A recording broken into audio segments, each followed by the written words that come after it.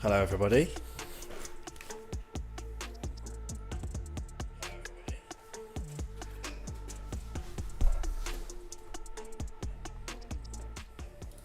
There we go. How's it going? Check I've got the monitor on.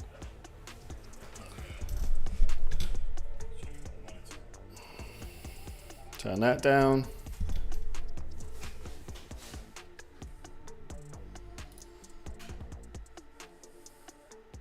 Drop that down a bit for me. There we go. Hey, 2 nights in a row. Feeling it.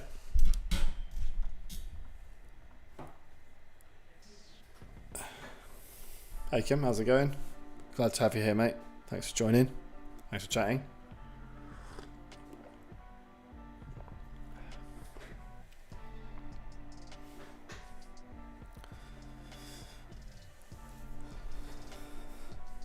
Lord Hockage, hello mate. Thanks for joining. Gustavo, hello from the south of Brazil. Hey, we're starting with the international reach early. South of Brazil, man, that's a long way from here. How you doing?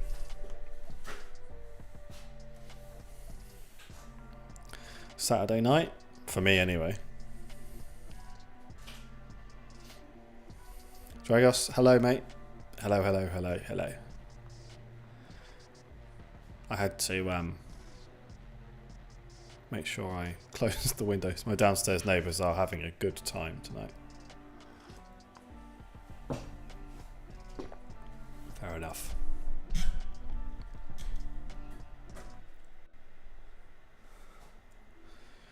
Working in web scraping for a company, are you? Go on then, I'll bite. Stu, hello mate. Good day, mate. Assuming you're from down under. Good day. Dragos, go on then. Give us some more information if you can. That's interesting. Why can't I hear myself properly? It's kind of annoying. There we go.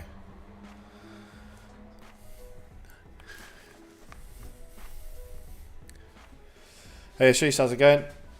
You found my videos last week? Oh, nice one, man. Nice one. Okay, good grip on Scrapey. Yeah, my Scrapey video is like my second best one. That's cool. That's cool, man. Thanks for dropping by. Appreciate it. Denmark. Hey. So we've gone from South Brazil, Denmark, UK, obviously. You want to move further, create portfolio. That's an interesting one, isn't it? What I would say is make sure you've got your stuff on your GitHub if you can. A lot of it, I guess, will have to be private, especially if it's working for company. Let me know on the volumes. I might be a bit too loud on my voice. I can see it going up into way up into the yellow. I would make something that does something with your data.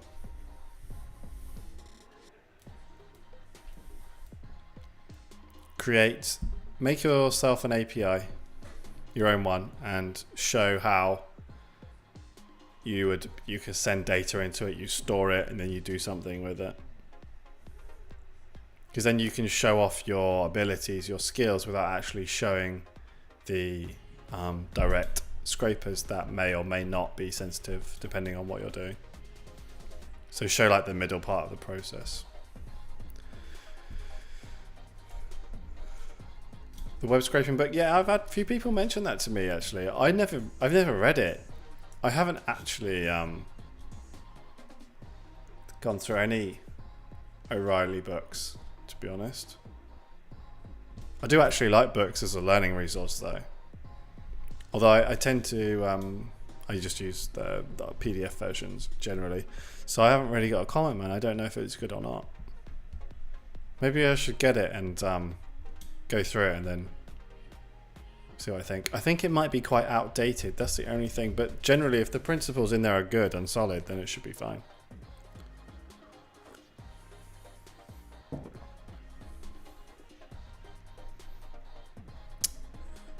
Ghost LLC, hello mate. That's very nice of you to say that, man. I appreciate that. That's really cool. Why is web scraping such a big deal? I don't think it is. It's just kind of where my channel went and how a lot of my work goes. I need to turn this music down in my ears. Bloody hell. Let's get that a bit lower. Whoa. Yeah, most of it contains private data. Yeah. Make yourself a nice solid API of your own where you can show this is the endpoint that takes this data, specifically this data in this structure. This endpoint takes this data, this one takes this one, it all goes into my models, into my database, and then I can pull it out from these endpoints or whatever and do something with it. Or you could build a front end to display it. I think that's a different skill set. I'm saying that because I suck at making front ends. But that's up to you. Django's good for that. DRF, Django REST Framework. Well, it's quite heavy, but I do use it relatively often because it does a lot for you. But if you don't really know how to build, my mic stand's starting to collapse. You don't really know how to build APIs, I wouldn't start with it. Just because I feel like you need to know what's going on first. That's definitely a good idea. Manage multiple spiders? Yeah.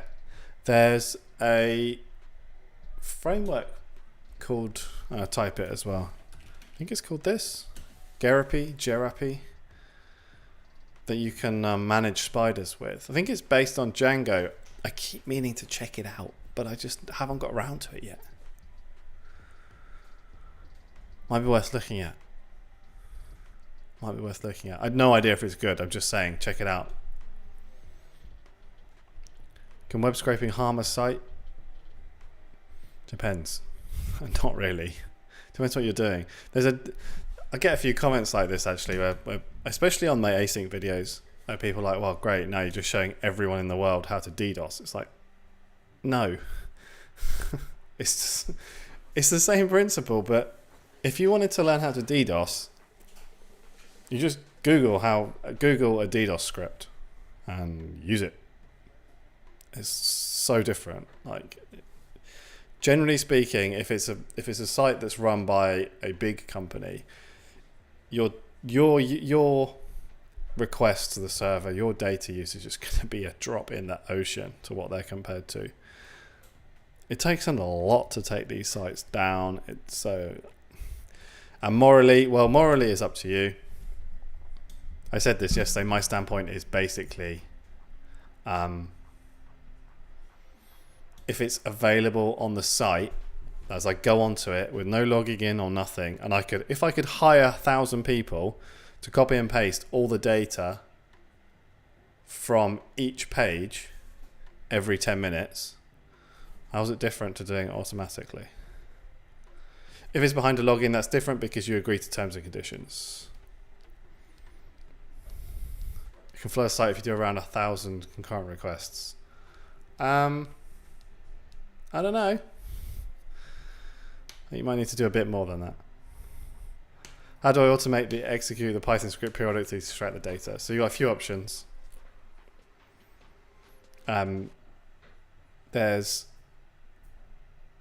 the one that I use is I run my virtual, what they call VPS, virtual private server. Anyway, I use DigitalOcean, gives me a Linux machine, and I use cron jobs.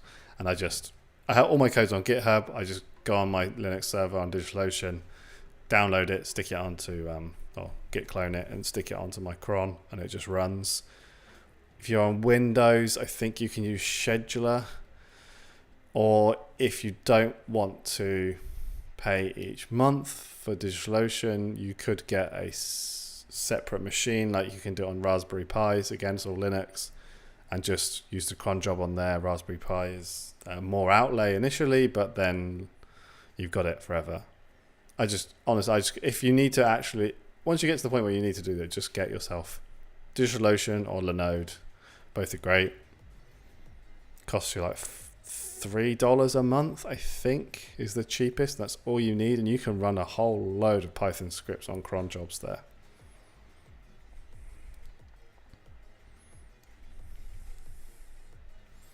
Yeah, check it out. Let me I'll have a look now, actually.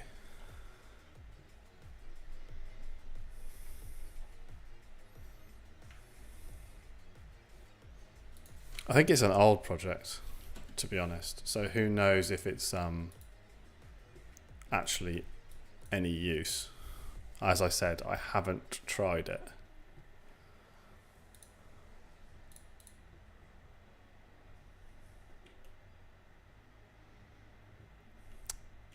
I think it's quite old. You could build yourself a similar sort of thing, I suppose. The last commit was last month, but that was just a minor update 7 months ago. God, my Chrome's running really slow. So it's an old project, but it might still work. I think it's, yeah, see, this is all Django. And you can literally, let's find the docs.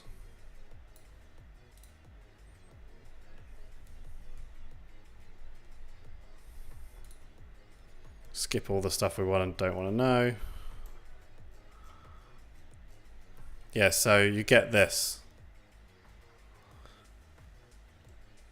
And I think what you can do is you can literally just copy and paste your spiders in, and it gives you this, and then you can do the scheduling and stuff. I keep meaning to try it, but I haven't yet. I will do at some point. I just got a lot of stuff going on. Do you think DigitalOcean is better than the nodes? No. No, I think they're very much. I just came across DigitalOcean first, and that's what I've used. I mean, if you like, and that's what I use. And so that's my link that I put in my thingy-majig, my description. Linode, I'm sure, is just as good. Hang on, let me go back to that question then, Ritik. The page was frequently changing the data. I'm not entirely sure what you mean there. So I'm sorry, I'm not quite sure I can answer. How can you prevent a website from blocking your IP address? Use different IP addresses, proxies. Have you tried GoColly? You must be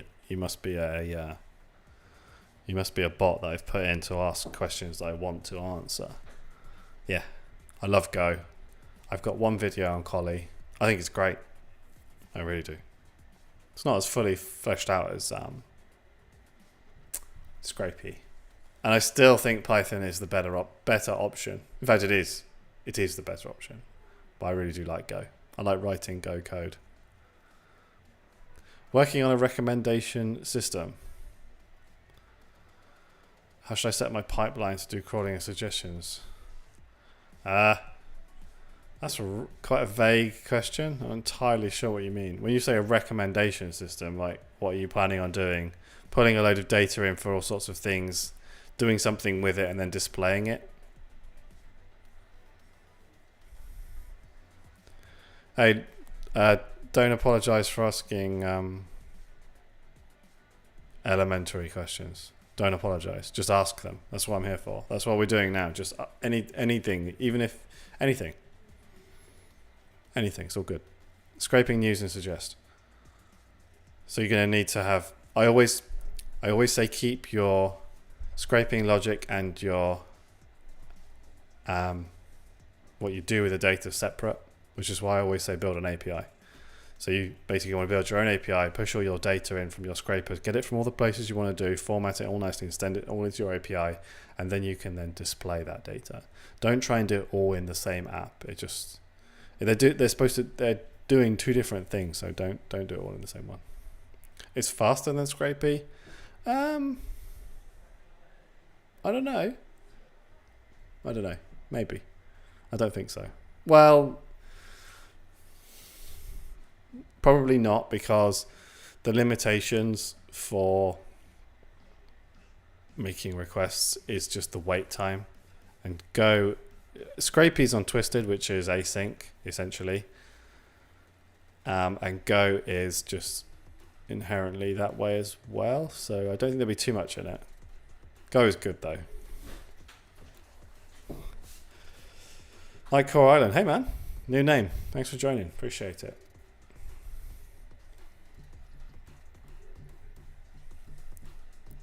Are you talking about YouTube? We can top YouTube if you want.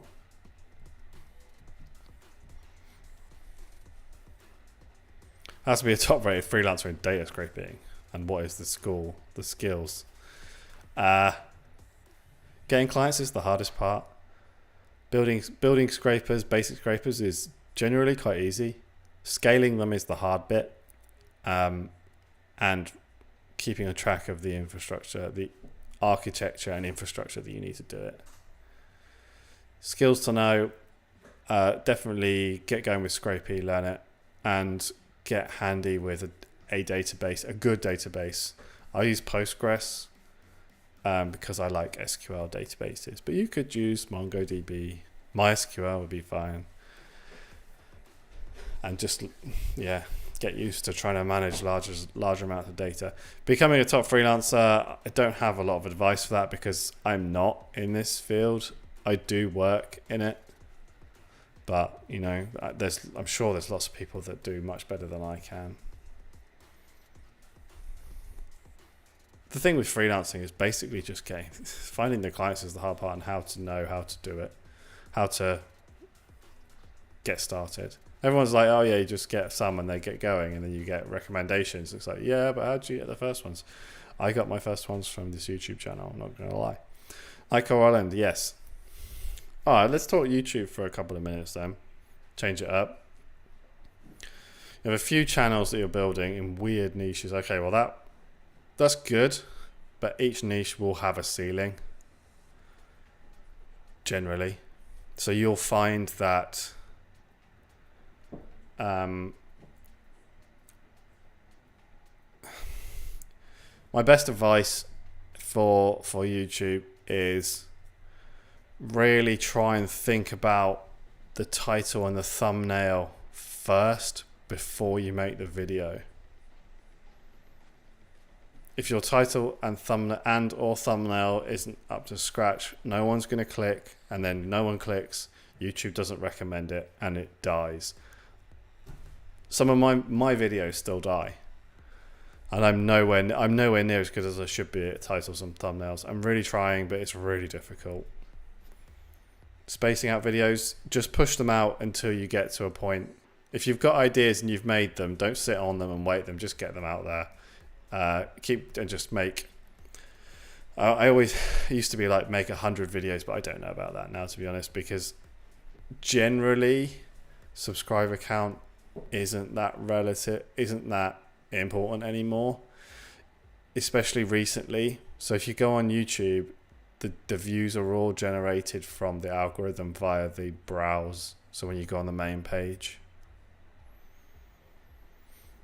if you're building them in weird niches though, that's a good sign, because there'll be hardly any competition. As long as people are looking for it.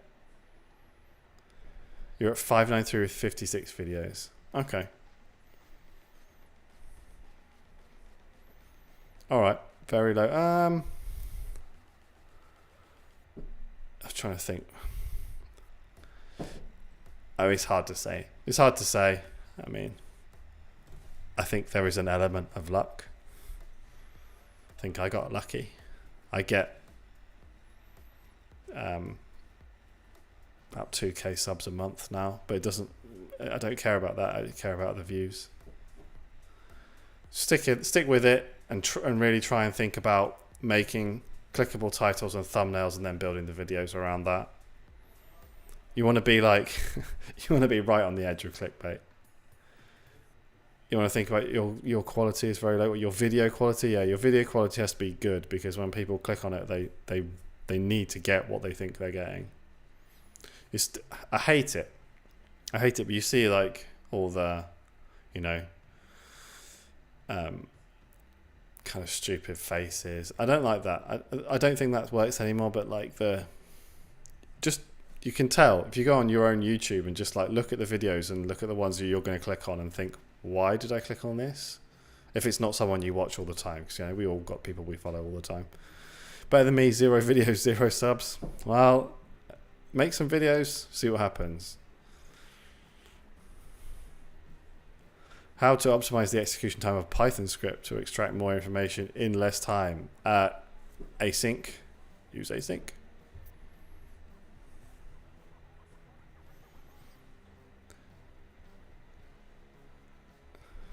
I think I should try and get my influence off industry leaders.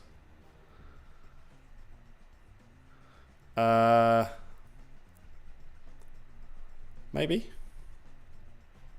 I haven't had any outside help at all on my channel. I haven't spoken to anyone. I mean, like, obviously I've watched videos about people telling you how to make better thumbnails and titles and all that sort of stuff, all that crap. But I've not spoken to anybody else. I've not had a boost or anything. I don't know how much that helps, because I think you've got to be really careful with the audience that you gain. I think you just got to keep at it. Try and make better. Try and make every video better quality, and work on your thumbnails and titles. Start with a title.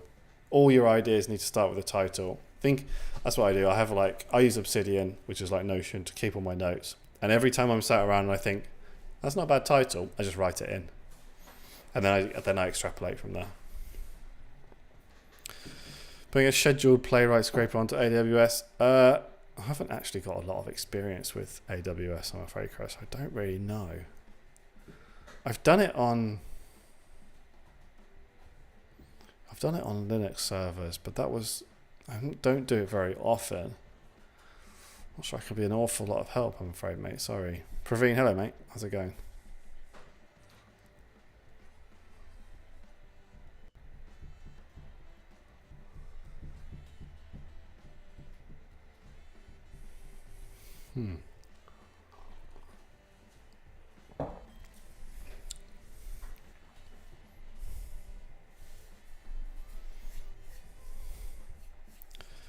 Some types of clients that buy data. I mean, industry or business they belong to. Yeah. It's almost always, for me, people that have a product to sell, a physical product that they want to know. Yeah, no, I get it, man. Yeah. It's not so. I try and run away from any kind of scraping that revolves around headless browsers. Just makes me uncomfortable. But you have to do it sometimes. I should know more AWS, to be honest. I just don't, I'm afraid, at the moment. Yeah, the data that I get asked for a lot is product data. People want to know what their competitors are doing. People build businesses around product data. Like, they might want all the information, they do their own thing with it, and they present it to their clients. What's the time there? About 9:30 in the evening. I know you're a few hours ahead of me.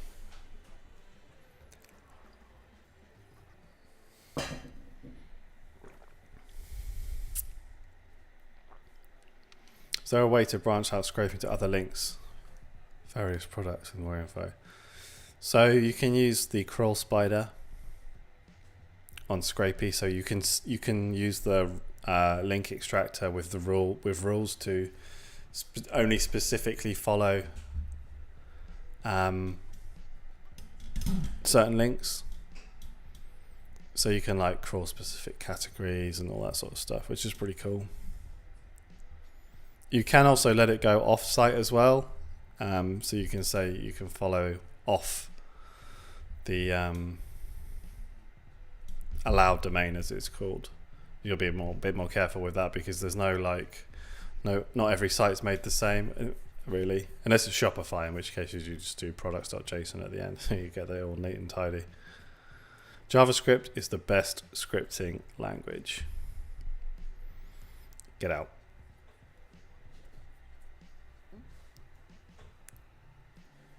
I don't know JavaScript that well, to be honest, so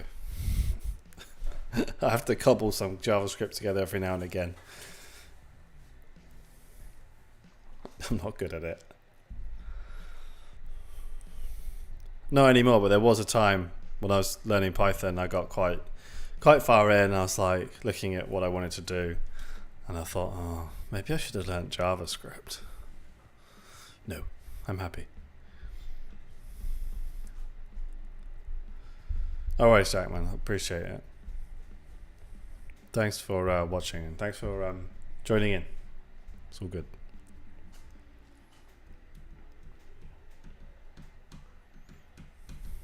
Switch my drinks up now for a second. I think it's been long enough I won't get demonetized for promoting alcohol to minors. No. Hey, Eugene. Hello, mate.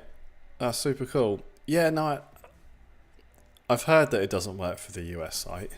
That's really annoying. I just went for the UK one because, that's where I'm from. I thought, brilliant. And now I've seen a few comments of people where it doesn't work for the US one. I really need to look into that. My Chrome is running super slow. Hang on. Let me have a quick look.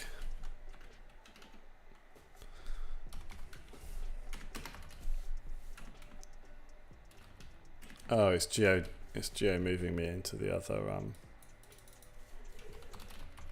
it's geolocating me.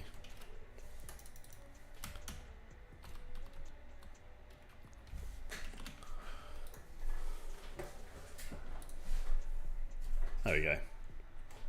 It looks the same though.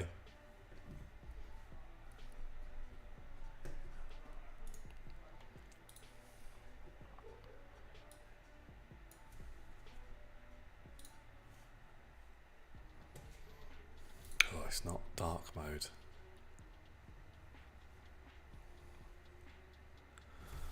I feel like I need to set up a whole separate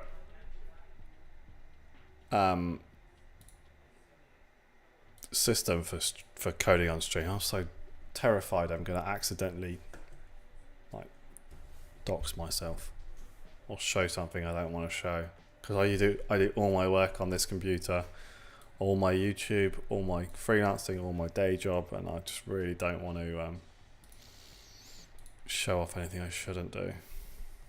See, this all looks the same. It's even got the job scene beacon. So this is the same selector. Results list.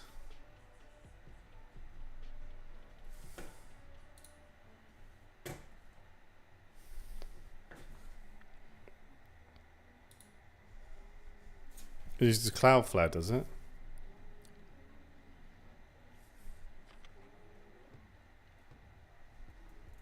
Okay, that's giving me some ideas.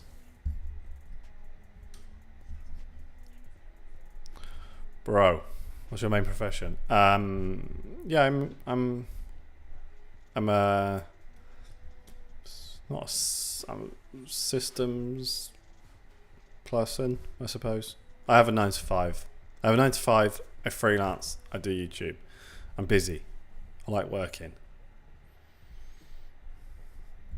I use Python in my job to automate the stuff I need to do across the websites we run. I don't build websites though. Ryan, hey man, new name, nice to meet you, and thanks for joining in. Follow one of your web scraping tutorials made to scrape my school's performance calendar, displaying the web app. Perfect, that's brilliant. That's such a cool project. That's a great project, and this is why I like. It's very similar to one of the first projects I did, although it sounds like it's probably better than the one I did. That's why I like web scraping so much, because you can take that knowledge and you can then extrapolate and build on it to make something that might be useful to you. Music and performances plays. Nice. That's cool, man. Appreciate it. I'm really glad. That's really good. Really cool.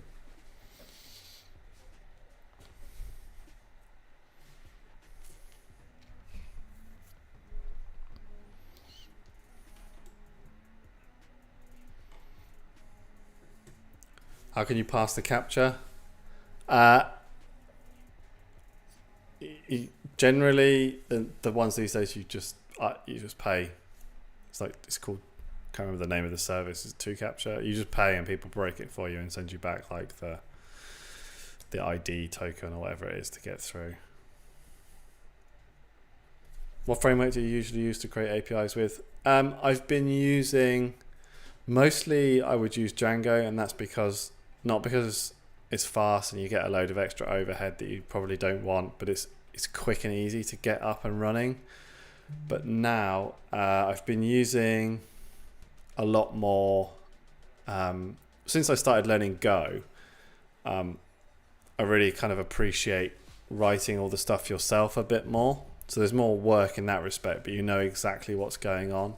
With Django, it's really cool because there's like an add-in or a package for almost anything that you'd want to do, which makes it really easy to get going. But I've been using Sonic more and more recently, which I think is pretty cool.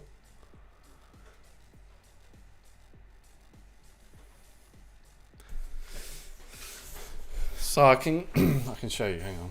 I've used Flask. Flask is great. I learned the Flask was the first one I learned, and I think one like that. Sonic is basically the same sort of thing. It looks the same. One like Flask, I think, is better for teaching you how web applications work generally, which is what you really need to know. API better for data than using it within the app. Not entirely sure what your question is, but I think I know. Generally, I separate it out. So I have my main API application. So I have the API and any front end runs in the same on the same app.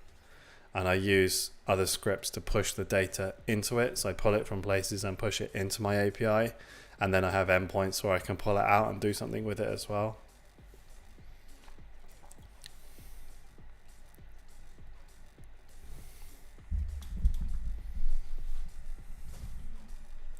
$200 query requests. Yes. There's got to be a better way to do that than Selenium. Selenium shouldn't crash. It's designed for testing websites. It should be fairly robust. There must be an easier way though. Even 200 query requests isn't huge, especially if you use you get me? Yeah, cool. Yeah, so like I'll show you guys in a second. I've got one of mine up now. What was I saying? 200 query requests is not that big, especially if you use a few proxies and they sync it up.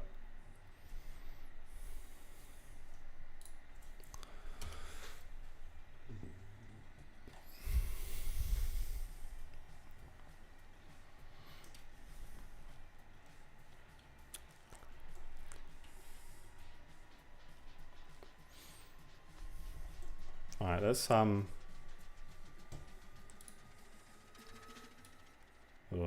This one's getting a bit tiring. Hang on. I was all hyped earlier, so I've been listening to like a bit more go for it music.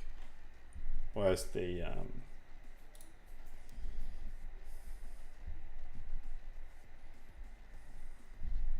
doesn't say what they are. Bear with me. Hang on. Hang on.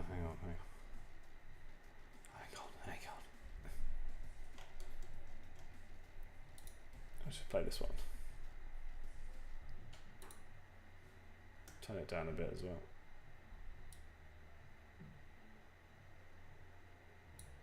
There we go. Sorted.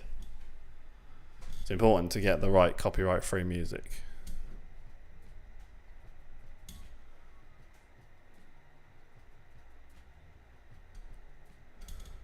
Can you please make a 1 to 2 end interesting complex project? Oh, 1 to 2 end-to-end interesting complex projects. Yeah, no, I've got on my list to do full projects, like you say end to end. The downside is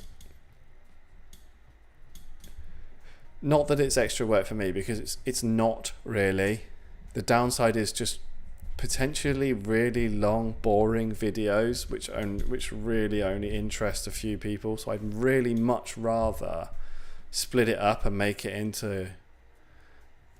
each part its own video, make it interesting for people to watch, like around 10 minutes where people don't lose interest. Because just watching me talk about coding something out, a project out on a YouTube video for like an hour plus, it's just not that interesting. And there's going to be errors, and there's going to be things that you have to fix. And I think it's okay on a stream because I can stop halfway through and go and talk, and we can talk about the problems. But when it's just a video, I think it's a bit boring. That's the only thing that I think. Are free proxies ever any good for mass web scraping? No, not really. In fact, they're not really that good for anything. You have to be careful with free ones, because whoever controls the proxy can essentially send back bad data to you.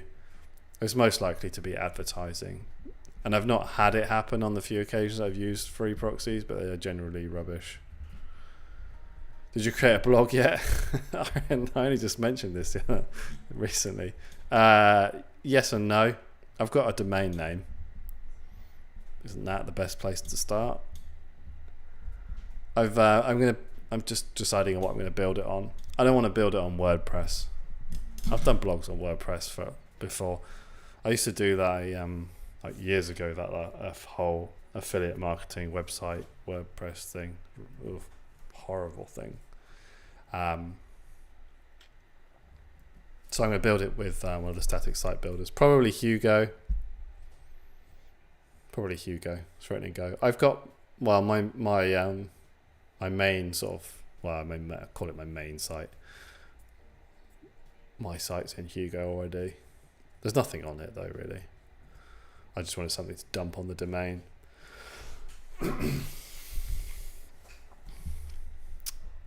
Any better alternative to Selenium? For a headless browser, I use Playwright.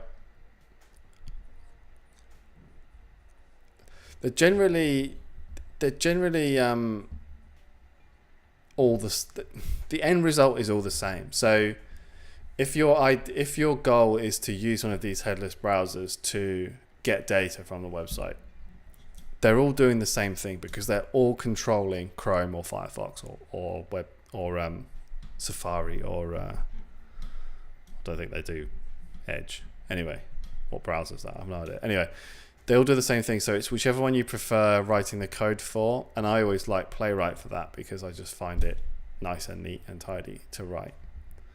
I don't know about Cypress. That's a JavaScript one, I think. I've not used that much. I've not used that at all, sorry. The most of the time I started with Selenium, and now I would use Playwright. That's my preferred choice. Hugo and GitHub is free hosting. It is indeed. That's where my main site, I call it my main site. There's nothing on it. It's not worth going to. I'm not even going to tell you what it is. That's what I do with that. But my plan is to create like just another like basics like that supplements the video. So I can say, hey, look, this is the video and this is the main bit, and on the site it will reference back to the video, but then there'll be some more written to go with it, just for people that like want to check it out. And like I feel like that might be quite useful. Also, I would like to make sure I can expand into all forms of content. So video, live streaming, written content. I'd do a podcast too, but that'd be boring as hell. So I'm waiting for someone to invite me on their podcast. Got a mic, we'll talk for free. So yeah, if you know any podcasters that talk about this sort of stuff, recommend me, man. Recommend me.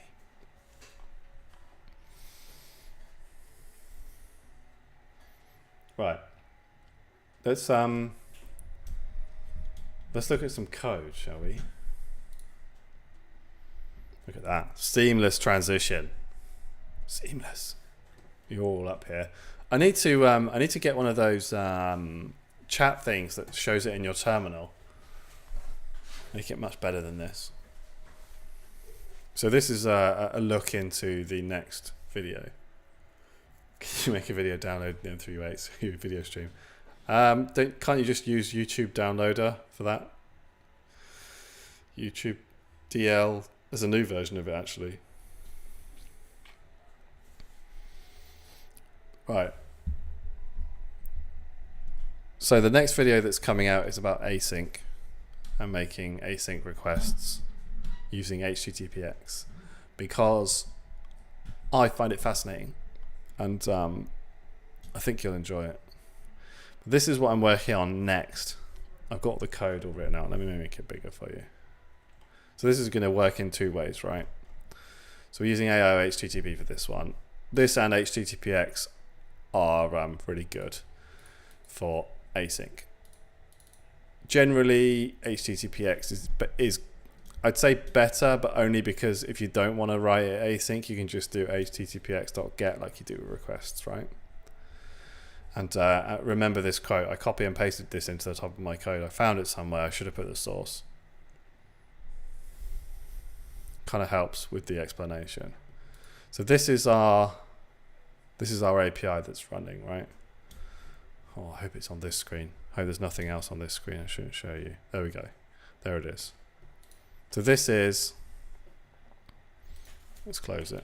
Stop it for now. Server stops. This is a super basic, I can't see the chat now, that's really annoying. This is a super basic SANIC API, right? So I did actually deploy a version of this to Heroku not that long ago, and now there's no more free Heroku, and also I'm using SQLite, so the database got wiped every time, but that's cool. So we have our model.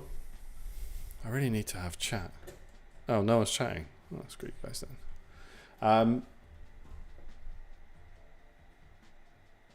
Here's our model. So basically the idea was we could this is our API. So we talked about this just a minute ago, right? So this is our API that, hang on one second.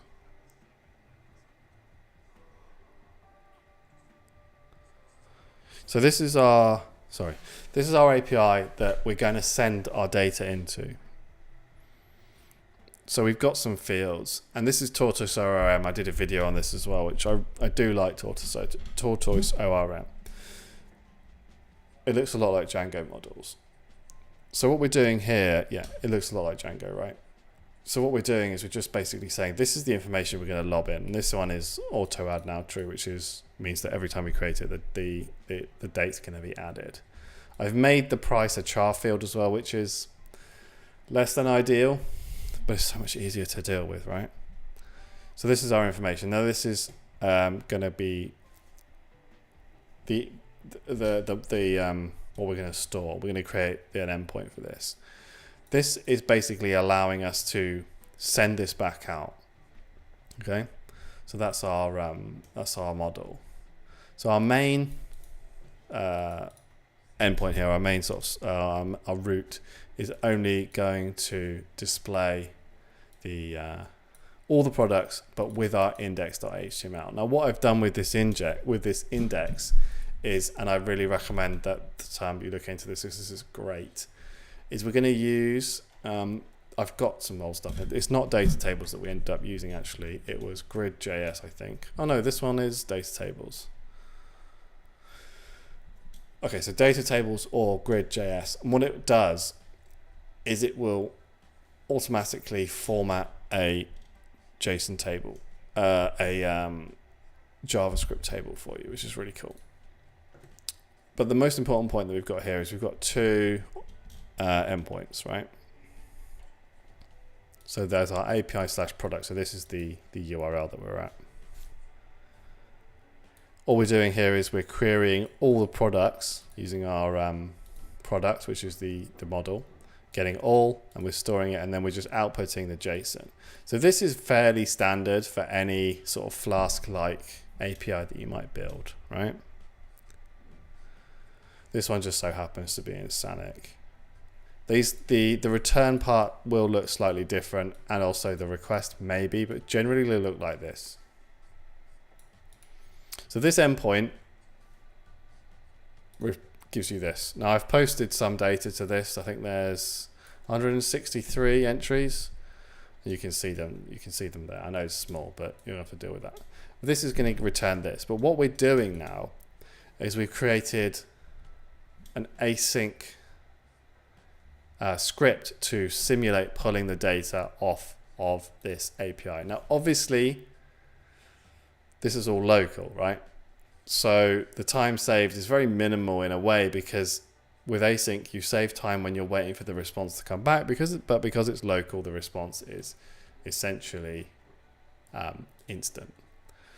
So let's have a quick look at this. So this is our fetch. This is and we're giving an API URL and an ID. So in our API, we can put /. Oh no, we can't. Is it off? I turned it off, didn't I? So we'll run this again.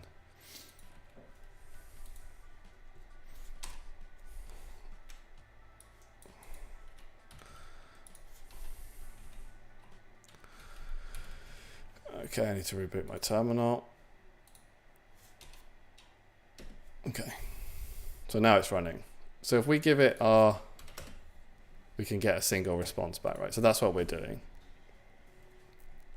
So that's what this is going to do. This async function here, this fetch, is going to return with our await the JSON response, which is essentially this. It's just going to have all the information on it. So we're getting information from our API rather than posting it. I have another script that I've got that posts to this, but I've just hacked it together. Basically, it's a disaster.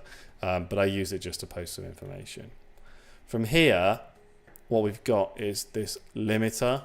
So we're using this, and this is going to be the subject of the video because I thought this was quite interesting, right? So we have the issue that you have if you go down the async route is that quite often you can go way too quick, and you'll find that you'll just get insta-banned pretty much because you're just flooding the server with too many requests, and you just look like you're trying to do a DDoS, although as we spoke about earlier, you can't really this way. You can, but not really. Anyway, so that's why this AO limiter, the async limiter, is pretty cool.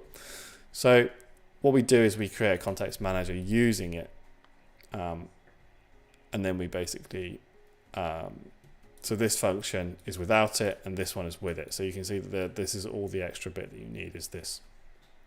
And we've moved the context manager to use the limiter rather than just to get it like this. So we're going to be using this fetch limit function. So let's collapse that one.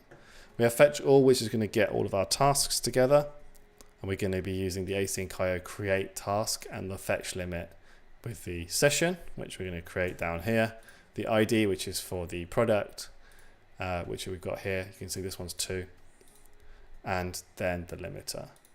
So what this allows us to do is configure our limiter here so we can control the rate that we're actually using, right? Now this is particularly interesting in a way because you can see I've got it set to 1000 over 60. So that's basically we're saying you can do 1,000 requests every 60 seconds. And if I run this, I think it takes about 154 requests in half a second. How many requests can we handle with async? Loads. So I know this is local, so this is not really true, but the idea of this is just a demonstration. So if I say we only want to do, let's say 50 every minute, this could be a bit slow. So this should take about 3 minutes, I think. So we'll let it run. But if we go back to our server, you can see, look at the time going up. This is every request coming through, right? So there's one, almost like one a second. Compared to, I didn't show it before, but compared to the full-on one where it would have just happened so quickly. And Sanix are really good at handling loads and loads of requests like this, so it's not really a big deal.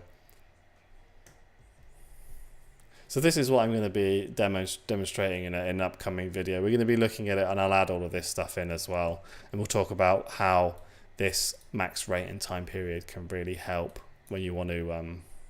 Hey, Crazy Fanatic Man, how's it going? Welcome. So you'll see that you can easily control your rate limiting there. So you see it's still going, still ticking up. And this will probably take about 3 or 4 minutes. I'm going to stop that now. But if we put it back right back up, it takes half a second. You can see they all just came through at the same time. Look. Anyway, I thought that was kind of interesting. I'm quite enjoying looking at how requests are made to the servers and how you can work with them with your API. And this video will be a week after next. So I've got one that's done already. That's an async video, which is going to come out on the 30th, I reckon. And then the one after that is going to be... Actually, no, the one after that one might be this one. Yeah, we'll see. So that's kind of what I'm interested in. It's really easy to put this in, and you can see how you can control how it goes. So yeah, that's what's coming up. That's what I've been working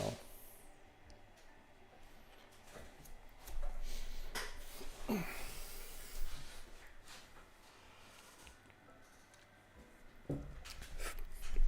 So many desktop apps use it. I think that's probably because the good things about SQLite is it's just a file. And if you don't need to worry about anything concurrent happening, you've got no issues. It's not that bad for basic APIs as well, especially if you're the only one using it.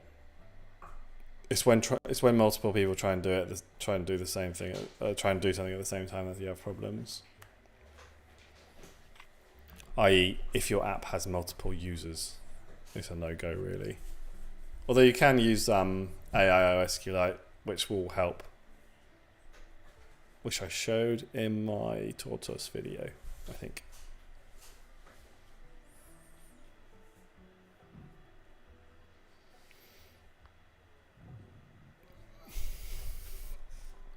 Right, let's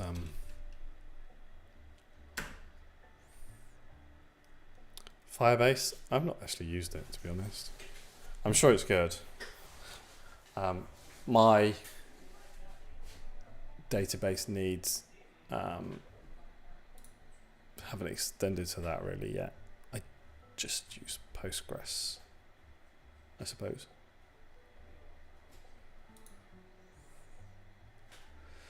Scraping with multiprocessor, 50 at a time. Yeah, that can work. I've done videos with concurrent futures.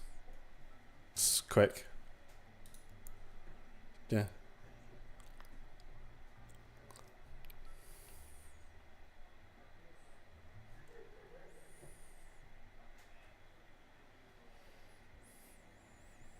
Cool. Well, I think that's about an hour. I think that might do for now, for today. I might come back on tomorrow. Oh, someone's a Go question. I'll have to answer the Go question. It's a proper hot debate. Go frameworks. No is the answer.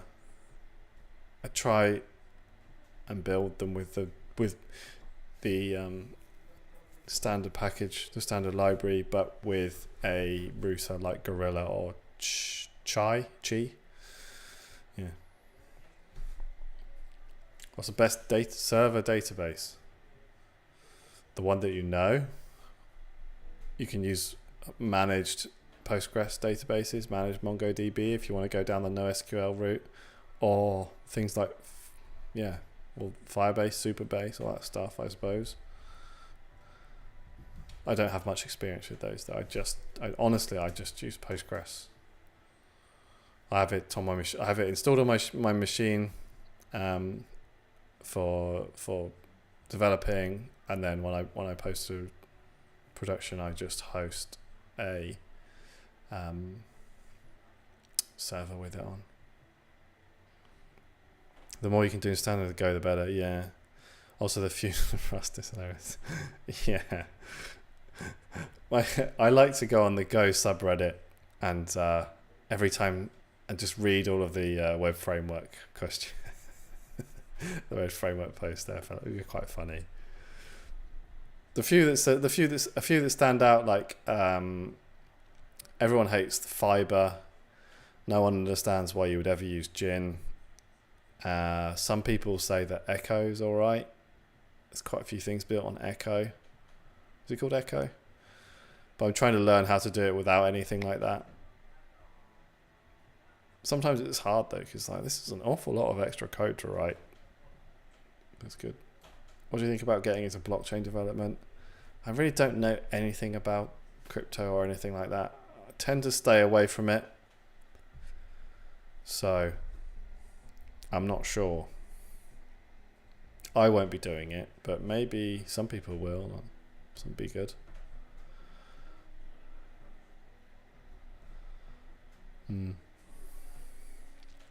Learn Lisp.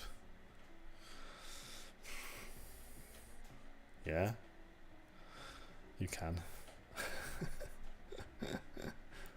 Oh. You didn't answer my question. Oh, have you ever tried scraping Google SERPs? Yeah, not to scale though. I'm not. It's not really. I don't know. I'm not really overly interested in that sort of thing. I know you can. You need proxies, really. I think to do it properly. I can't really be much help there, I'm afraid.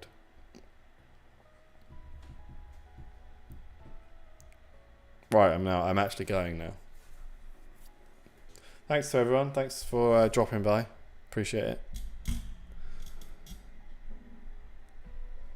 No worries, man. It was. It was only the best stream ever. You've only missed out on everything. I know you haven't. It's all good, mate. It's nice to. It's good for you. It's good. I'm glad you dropped by again. So I'll be back on. Hey, I might even be on tomorrow. How do you manage staying out of crypto? I know about crypto. I just don't do anything with it. I'm far too cautious with my money to throw it away on crypto. When will you make a Sanic video? Soon. What I just showed you is essentially what my video will be on, except it'll be tidier.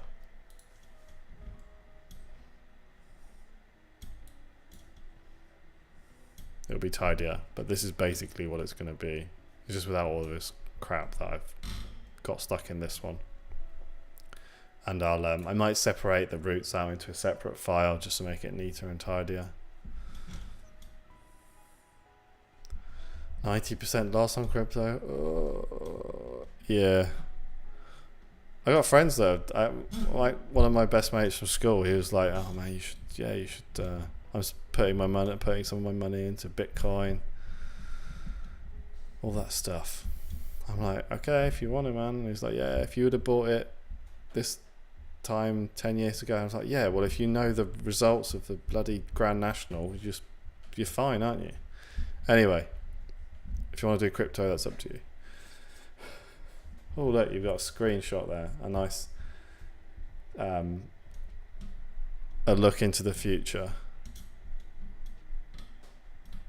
It's coming. I still won't let you in yet, though. Not yet. Right. On that note, I'm going to go. Do you have many from freelance projects? Yes. Not a load, but enough. A good amount. Some amount. Not enough to support me full time because I have a job and do YouTube as well. Thank you very much everyone for dropping by. Appreciate it. All the questions, they were good ones tonight. Really nice to hang out and talk to you guys talk to you guys all again, and I shall be back soon. I might even be back tomorrow because in the UK it's a bank holiday on Monday, which means I have an extra day off to do other shit. So I might stream tomorrow night. So cheers guys, and I will see you again soon.